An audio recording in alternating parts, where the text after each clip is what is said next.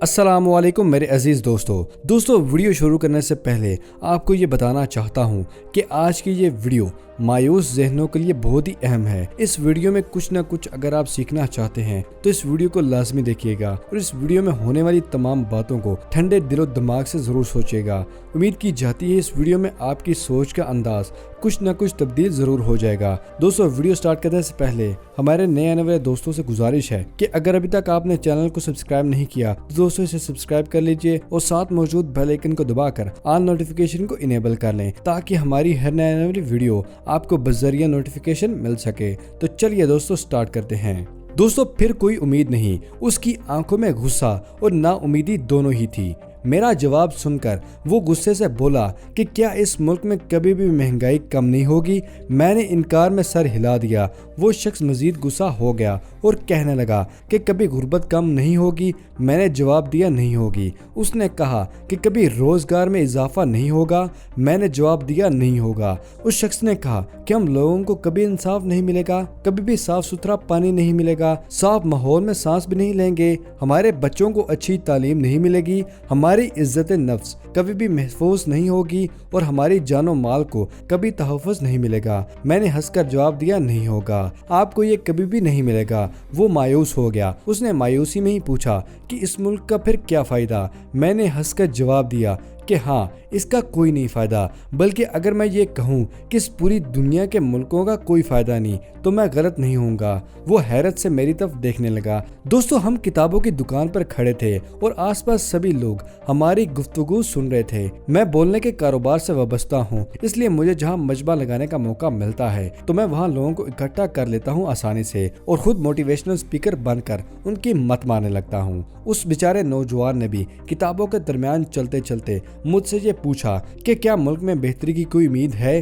تو یہ سن کر میں نے اس کو کچھ اس انداز سے دیکھا جیسے شکاری کو اپنے شکار مل گیا اور ہنس کر جواب دیا کہ نہیں ہے، اور پھر جہاں سے ہماری گفتگو کا آغاز ہو گیا۔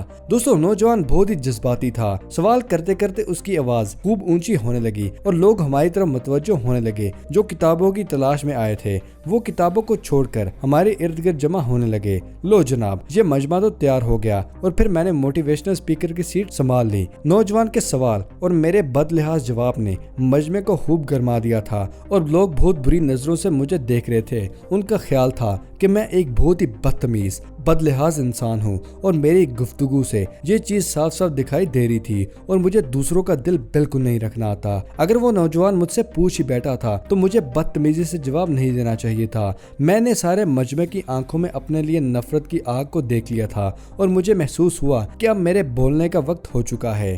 میں اگر اب بھی چپ رہا تو یہ لوگ یقیناً میرے پہ حملہ کر دیں گے۔ میں نے اس نوجوان کے کندھے پر ہاتھ رکھا اور یہ جواب دیا کہ بیٹا، دنیا کے آدھے بڑے مسئلے تو انسان کے خود اپنے ذاتی مسئلے ہوتے ہیں۔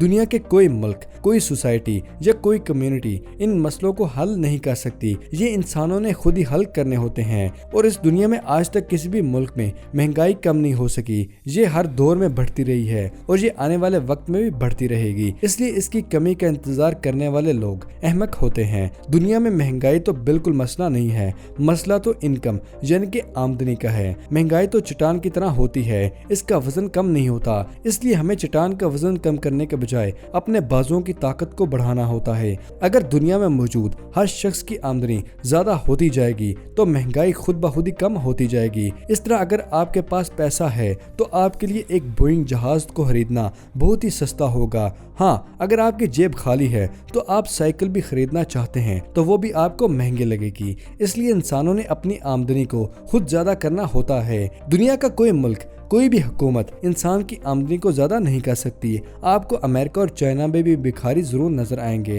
جبکہ کچھ چھوٹے موٹے ملکوں میں لوگوں کے پاس آپ کو جہاز بھی نظر آئیں گے۔ اس لیے مہنگائی باہر نہیں ہوتی، آپ کے اندر ہوتی ہے۔ اس مہنگائی کو اپنے اندر سے ٹھیک کرنا ہوتا ہے۔ مجمع میں موجود لوگوں کا کچھ غصہ کم ہو گیا اور یہ باتیں سن کر وہ سب میری طرف دیکھ کر ہاں میں سر ہلانے لگے۔ پھر میں نے کہا کہ غربت بھی ایک انفرادی مسئلہ ہوتا ہے۔ اب اپنے بہن بھائیوں، دوستوں اور رشتہ داروں اداروں کو دیکھ لیں، اب اپنے محلے شہر کے لوگوں کو دیکھیں، آپ کو اپنے آس پاس موجود ارب پتی، کروڑ پتی، لکھ پتی، حتیٰ کہ روپے کو ترسنے والے لوگ بھی ضرور ملیں گے، اور یہ سب لوگ ہی ایک ہی ملک، ایک ہی شہر، یہاں تک کہ ایک ہی محلے میں ایک ہی خاندان کے لوگ ہوتے ہیں۔ اس لیے ملک کسی بھی مقابلے یا خاندان کو امیر یا غریب نہیں بناتا۔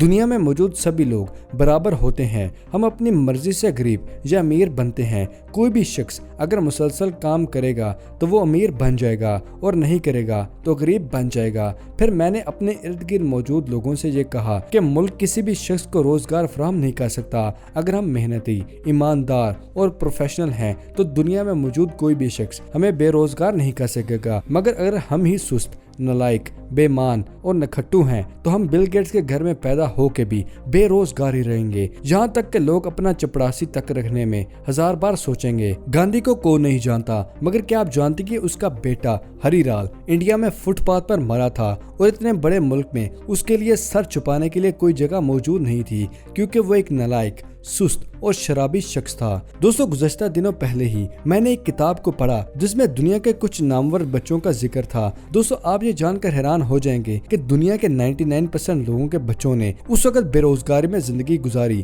کیونکہ یہ نہایت لائق والدین کے نالائق بچے تھے۔ وہ کہتے ہیں نا کہ امیر باپ کی بگڑی اولاد، اس لیے جب باپ کی دولت بھی آپ کو کامیاب نہیں بنا سکتی تو ملک آپ کو روزگار کہاں سے دے گا؟ اس لیے میرے عزیز دوستو، آپ کو روزگار بھی اپنی اہلیت سے ملتا ہے اور اس کو کمانا پڑتا ہے۔ مجمع نے یہ بات سنتے ہی تالیاں بجانا شروع کر دی۔ میں مداری کی طرح جھک کر ان کا شکریہ ادا کیا اور پھر کہا کہ بات کی جائے گا صاف ماحول، صاف پانی، معیاری تعلیم اور عزت و نفس جان و مال کی، خاندان کی عزت و تحفظ کی، تو دنیا میں نیوزی لینڈ، سوئٹزرلینڈ دنیا کا صاف ترین ملک ہے، لیکن لوگ وہاں بھی پولوشن اور گندے پانی سے مرتے ہیں، کیونکہ انسان اگر خود صاف پانی نہیں پیے گا اور ماحول کو صاف نہیں رکھے گا تو دنیا کی کوئی بھی طاقت اس کو پولوشن سے صاف ملک اور صاف پانی مہیا نہیں کر سکتی۔ میرے عزیز دوستو، کیا آپ نے کبھی یہ سوچا ہے کہ اگر آپ کو پانی گندا ہے تو یہ گندا پانی آپ کیوں پیتے ہیں؟ اسے ٹیسٹ کروائیں۔ یہ بھی نہیں کر سکتے تو کم سے کم اسے ابال کر ہی استعمال کر لیں، آپ کو اس سے کوئی بھی منع نہیں کرے گا۔ گھر میں پودے اور درخت لگانے سے آپ کو آپ کے ہی گھر میں کون منع کرے گا؟ آپ اپنا جسم، گھر اور گلی کو صاف کریں، اس چیز سے آپ کو کون منع کرے گا؟ دوستو، دنیا کی کوئی بھی گورنمنٹ آپ کو نہلا نہیں سکتی۔ اگر آپ گندگی پھیلانے کی بیماری ہیں تو پھر فرشتے بھی اس چیز کو صاف نہیں کر سکیں گے، یہ کام آپ کو خود ہی کرنا ہوگا۔ رہی بات تعلیم کی، تو معیاری تعلیم کے لیے بھی آپ کو کوشش بھی خود ہی کرنا پڑتی ہے۔ محنت سے آمدنی میں اضافہ ہوگا، آمدنی میں اضافہ ہوگا تو آپ بچوں کو اچھی تعلیم دلوا سکتے ہیں۔ امریکہ اور یورپ میں بھی ہر سال لاکھوں بچے تعلیم حاصل نہیں کر سکتے۔ یہ کس کے بچے ہوتے ہیں؟ یہ اصل میں نالائق لوگوں کے بچے ہوتے ہیں، جبکہ دنیا میں ایسے بہت سے ادارے ہیں جن کی فیس کروڑوں میں ہے اور لوگوں کو وہاں ایڈمیشن نہیں ملتا۔ دوستو، کیا آپ جانتے کہ ان اداروں میں کون لوگ پڑھتے ہیں؟ یہاں وہی ایڈمیشن لے سکتے ہیں جو ایسے اداروں کے لیے پیسے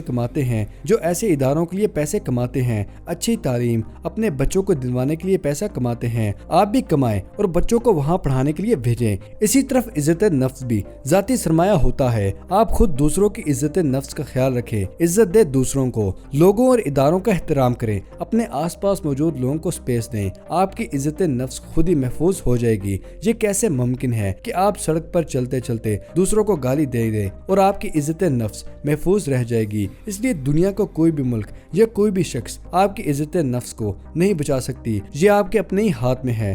جان، مال، عزت، یہ سب اپنی چیزیں ہوتی ہیں، اس لیے ان کی حفاظت بھی آپ نے خود ہی کرنی ہوتی ہے۔ کیا امریکہ میں لوگ قتل نہیں کرتے؟ کیا وہاں چوریاں عزت پامال نہیں ہوتی؟ بالکل ہوتی ہیں۔ اگر امریکہ جیسے ملک اپنے شہریوں کو مال اور جان کا تحفظ نہیں دے رہا تو دنیا کا کوئی بھی ملک نہیں دے سکتا ہے۔ اس لیے ہمارے یہ سب مسئلے انفرادی مسئلے ہیں اور ان سب مسئلوں کا حل ہم سب نے خود ہی سوچنا ہے اور ان کا حل نکالنا ہے۔ یہ سب کہنے کے بعد سب لوگ میری طرف دیکھنے لگے۔ اچانک آواز آتی ہے، ایک انصاف، اور اس کا جواب دیا کہ یہ بھی انسان نے خود ہی تلاش کرنا ہوتا ہے۔ حشر کے میدان میں انسان اپنا مقدمہ خود ہی لڑے گا۔ یہ تو ہم سبھی سنتے اور پڑھتے ہیں کہ قیامت والے دن ہر شخص کو اپنے اعمال کا جواب خود دینا ہوگا۔ اللہ تعالیٰ نے قرآن پاک میں واضح طور پر بتا دیا ہے۔ یہ تو پھر دنیا ہے، یہ دنیا تو ناانصافیوں کا گھر ہے۔ اور اس بات کے جواب میں ایک کونے سے تالی کی آواز آتی ہے، پھر سبھی تالیاں بجنے لگتی ہیں۔ اور آخر میں نے اپنے دوستوں سے کہا کہ دنیا میں کوئی مسئلہ صرف مائنڈ سیٹ کا مسئلہ ہے۔ ہم اگر اپنا دماغ ٹھیک کر لیں تو دنیا کے سبھی مسئلے حل ہو جائیں گے، مگر ہم اپنے مسئلوں کے حل کے لیے حکومت اور لوگوں کے محتاج ہیں، اور کتنے بیوقوف ہیں، بہت ہی بیوقوف ہیں۔ اسی بات پر میں نے اپنی گفتگو کو ختم کر دیا۔ دوستو، امید کرتا ہوں آج کی یہ ویڈیو روزمرہ ویڈیو سے اچھی لگی ہوگی، آپ کے لیے بہت ہی کارآمد ثابت ہوئی ہوگی۔ اگر واقعی میں آپ نے اس ویڈیو سے کچھ سیکھا ہے تو آپ آج سے اپنا مائنڈ سیٹ ضرور بدل لیں، اور اس ویڈیو کو اپنے دوستوں اور فیملی کے ساتھ شیئر کرنا مت بھولیے گا۔ ملتے ہیں اگلی ویڈیو میں، تب تک کے لیے اجازت، شکریہ، اللہ حافظ دوستو۔